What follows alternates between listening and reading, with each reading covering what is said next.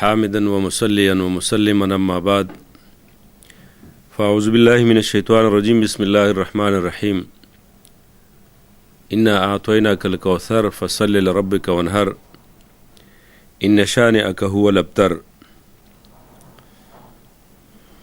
وعن أبي هريرة قال قال رسول الله صلى الله عليه وسلم من وجد سعة لأن يزحي فلم يزحي فلا يحضر مصلانا. وأيضا وعن ابن عباس قال قال رسول الله صلى الله عليه وسلم في يوم أزحى ما عمل آدمي في هذا اليوم أفضل من دم يحرق إلا أن يكون رحما. يا رب صل وسلم دائما أبدا على حبيبك خير الخلق كلهم وهو الحبيب الذي ترجى شفاعته لكل هول من الأهوال مقتحم. زما محترم سامعینو، د وخت مناسبت او د وخت د تقاضا په بنیاد باندې د لوی اختر د قربانۍ مسائل او د هغې فضایل زه تاسو ته په دې درسونو کې وړاندې کومه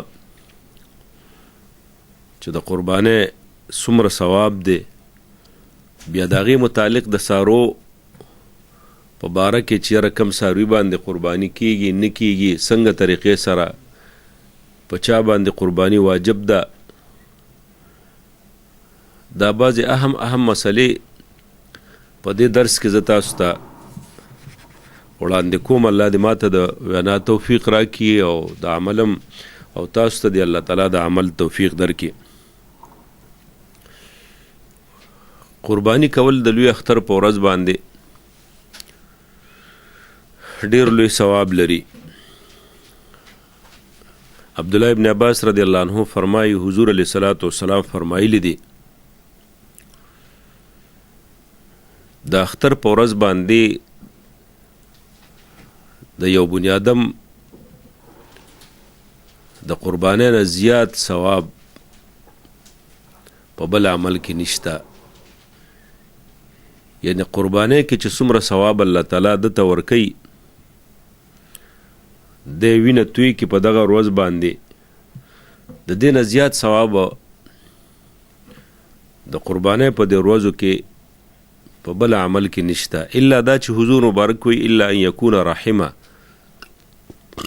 که دا د خپلوانو سره صله رحمي وي نو بېشکه چې په صله رحمۍ کې ثواب زیات دی. صله رحمي خو داسې یو عمل دی چې هغه هر وخت کې د خپلوانو سره ساتل پکار دي او صله رحمي قطع کول نه دي پکار، ځکه چې په صله رحمۍ کې د انسان په عمر کې هم الله تعالی برکت اچي او الله تعالی د انسان په رزق کې هم برکت اچي. د دې وجې نه صله رحمي قطع کول نه دي پکار.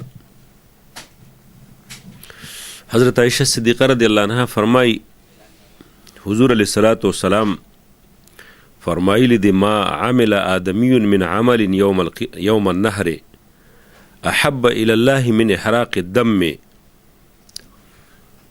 دا قربانۍ په ورځو کې الله ته محبوب عمل دا قربانی ده. وانه لتأتي يوم القيامة بقرونها واشعارها وازلافها. د قیامت په ورځ باندې با دا د قربانۍ څاروی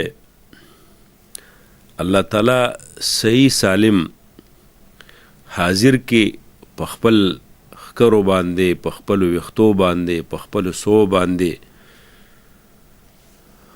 وإن الدم لا يقع من الله بمكان قبل أن يقع من الأرض فطيبوا بها نفسا. الله تعالی دا قربانی دا قبول کی د انسان چې لا د دې هغه وینه ځمکې ته نه رسیدلی، الله تعالی دې ته درجه د قبولیت ورکړي. یعنی چې څنګه دا د څاروي په مری باندې چاړه راکاږي نو الله تعالی دا قبوله کړې وي. ځکه حضور مبارک وایي فطیبوا بها نفسا، دا د زړه خوشدلی نه دا کوي، یعنی د الله د رضا دپاره پراخ دلی نه دا قرباني کوي. یو بل حدیث مبارک کې د دې وعید راغلی داسې چې حضور مبارک فرمایي من وجد سعة لأن يزحي فلم يزحي فلا يحضر مصلانا. کم بنده چې قربانی پی واجب وي او د قربانی اونکی نو حضور علیه الصلاۃ والسلام فرمایي چې دا دی زمونږ دغه ته نه راځي، عیدګاه ته د منزله نه راځي، دا د عیدګاه ته نه راځي. لہذا قربانی په چا باندې واجب ده؟ د قربانی دپاره یو څو شرطونه دي، فقهای کرامو دا ذکر کړي دي چې قربانی په چا واجب وي.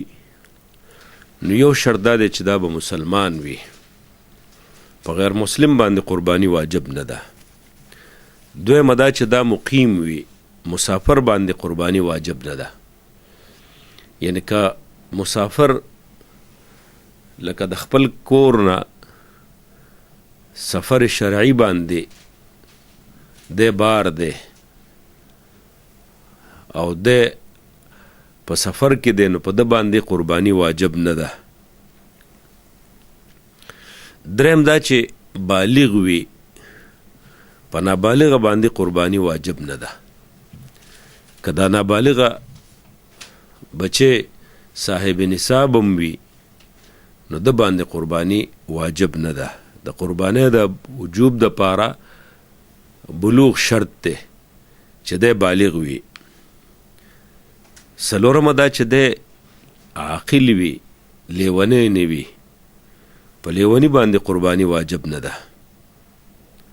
پنځمه دا چې دا صاحب نصاب وي، مالدار وي، په فقیر او مسکین باندې قربانی واجب نه ده. شپږم دا چې آزاد وي، غلام باندې قربانی واجب نه ده. دا شپږ شرطونه د قربانی د وجوب د پاره دي. کم نارینه زنانه کې چې دا شپږ شرطونه موجود وي نو په دې باندې قربانی واجب ده. که یو شرط موجود نی نو بیا قربانی دې باندې واجب نه ده. کم بنده چې د لوی اختر د لسمې ورځې، یولسمې ورځې، دولسمې ورځې د صاحب نصاب وګرځېده، یعنی د ده په ملک کې پیسې راللې، که نارینه دی او که زنانه دی، او د صاحب نصاب وګرځېده په دې 3 ورځو نو د باندې هم قربانی واجب ده. لکه دې نصاب کې کال تیرېدل شرط نه دي، بس که د 3 ورځو کې د ته مال راغی نو په د باندې قربانی واجب ده. چونکه د سارو په باره کې د بعضې خلکو تصور دا دی چې یاره دا څاروی وړوکی دی، څوک وایي په موږ باندې دا وړوکی دی. که د دې بنده لکه غټ څاروی وس کېږي نو دا خو ډېره ښه خبره ده چې بنده ښه غټ میخه والي، ښه غټ سانډا والي، اوښ والي او 2 کسان پکې شریک شي.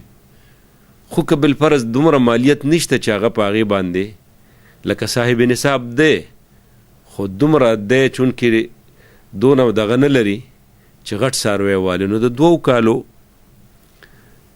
څاروی چې کوم دی دا برابر وي، یعنی سانډا، کټی، غوا، غویي چې د 2 کالو نه کم نه وي نو په هغې کې قرباني کېږي. بعضې خلک وایي چې یاره لکه دا وړوکی دی او غاښونه یې نشته، غاښونه یې نه دي کړي، غاښونه یې وي خو دوی هغه مخې ته چې کوم دوه غاښونه یادوي هغه غاښونه یادوي. دغه غاښونه ضروري نه دي چې دا د 2 کالو وي دا څاروی برابر وي، یوه ورځ هم پکې کمه نه وي.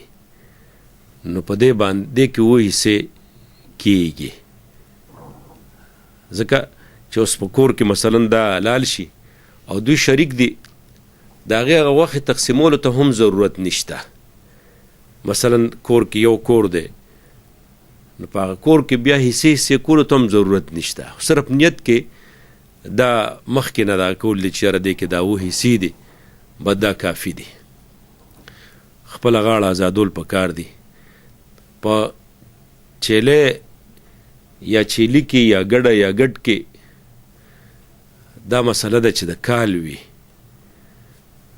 په ګډ باندې هم کېږي، په ګډه باندې هم کېږي، په چیلي باندې هم کېږي، په چیلې باندې هم کېږي قرباني، خو چې د کال نه کم نه.